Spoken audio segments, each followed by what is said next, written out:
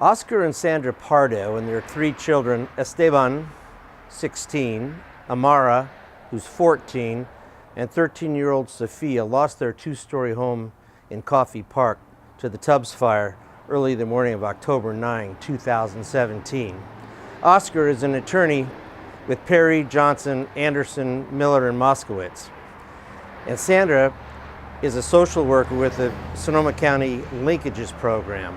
All 5 members of the family have generously shared their fire stories with us. In that time that my son and I walked into to see the devastation, I just remember turning into our street and almost feeling like I was in this movie, surreal horror movie, and almost feeling sort of out of body. Walking towards that plot where my house stood and thinking, there was a house there. My home was there. And I walked towards that part and didn't realize, I don't know how long it took for my son and I to walk there, but I almost felt like I floated there. And we were standing by the driveway, and my son looked at the house, or where the house was, and he broke down. And at that point, I didn't have time to get emotional. My grieving process was, I guess, pretty much walking up to that plot. Because once my son reacted the way he did, my job was to comfort him and comfort everyone else and put everything else aside. Whatever was in that house, I couldn't do anything else about it. So my processing was to shut down emotionally, take care of everybody else, and then move.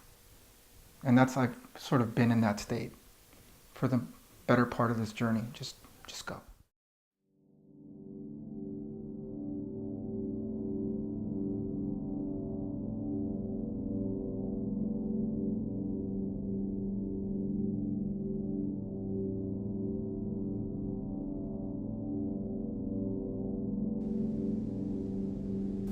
The wind woke us up. So the same wind that caused so much havoc is the same wind that woke us up, because Oscar collects plants outside, and we had a really nice backyard, and the wind was knocking them left and right. So they were actually breaking on our patio floor, the pots.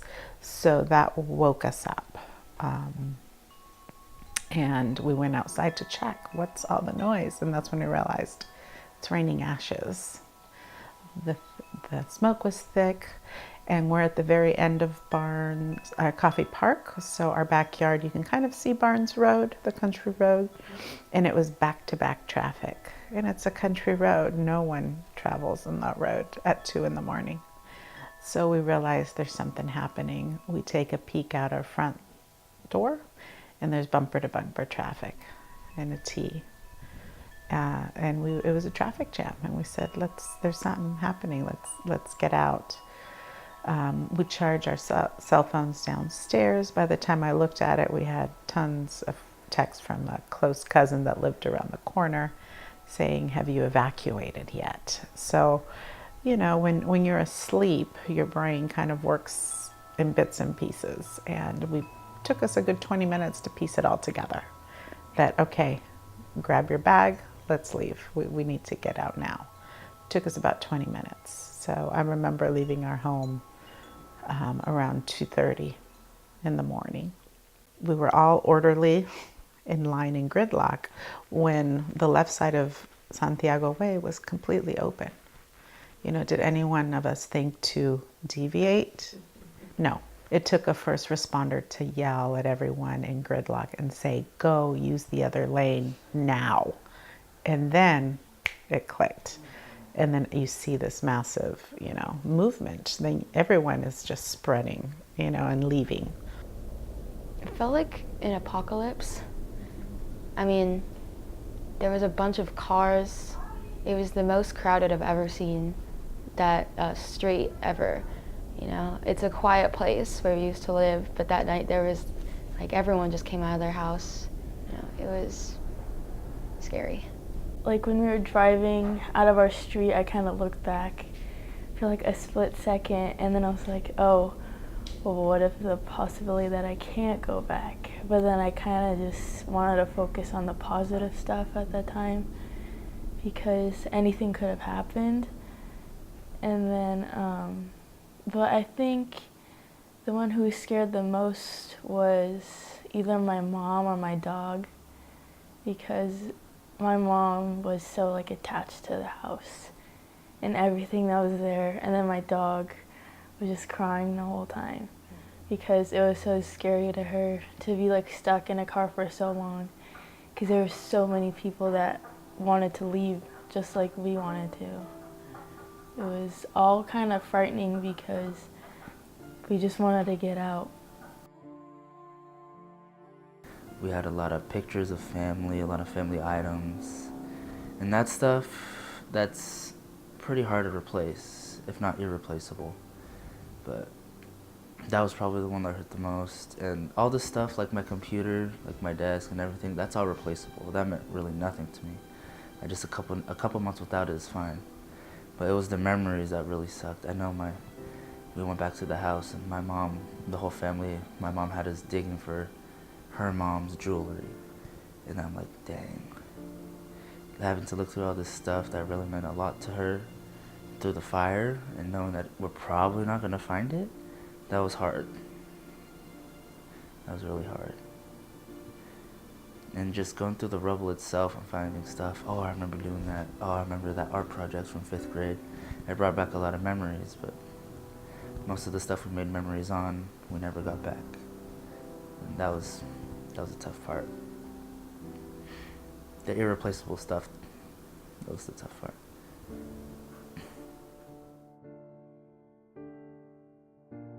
Are there times when I sit down here on the couch, on a Friday night after a long work week, thinking, oh my gosh, my kid's baseball glove was in there. My daughter's art that she made for me was in there. Both of my daughters would do things for me. I'm a sort of a storage kind of a freak. I have storage boxes. I had them all over my house. I must have had about a good 50 boxes. But 6 of those boxes were for my kids, 2 each, from when they were babies. That had their baby clothes, shoes, trophies, perfect attendance awards, art projects. Everything that reminded me of my kids were in those boxes. And when I sit down and think about and process what happened to me, the emotional aspect, that's where I go. I go to those boxes. I go to the other boxes where my wife's wedding dress was and her mother's wedding dress was. That's where I go. Because everything else in the house, I've learned that I could replace if I wanted to. But I can never replace what was in those boxes. I can never replace them.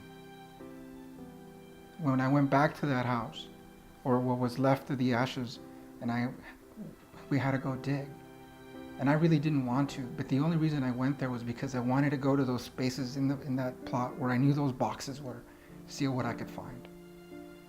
And once I dug around and figured out that I couldn't find anything, that the fire took everything from me, then I had nothing else to go back to. So I stopped digging and I never gone back. And I think about that, but I can't do anything about it. So I just kind of move on.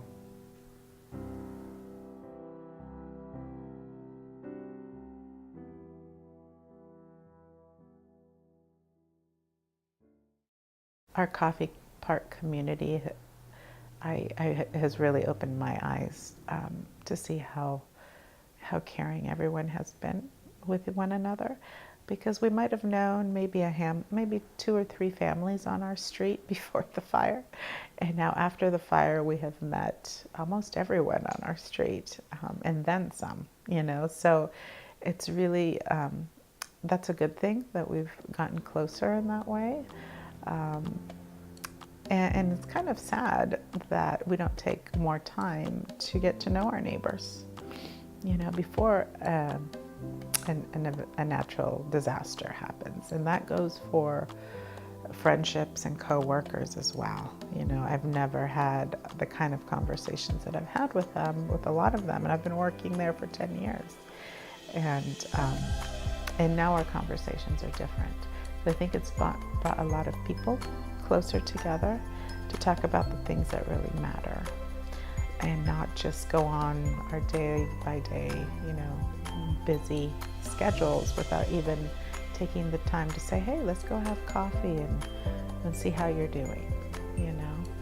So that's one thing that I think out of all of this that's been really a positive.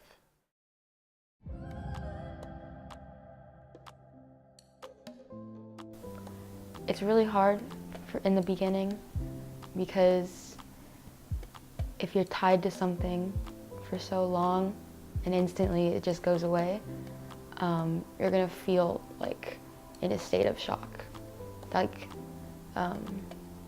it's not real. And the best thing to do at that time is just to say, it is real, but it's gonna be okay, because a lot of other people have done this in their life, and if they can get through that, then I can get through this, and I'm definitely not alone. You know, there's a whole bunch of other people that are going through the same thing.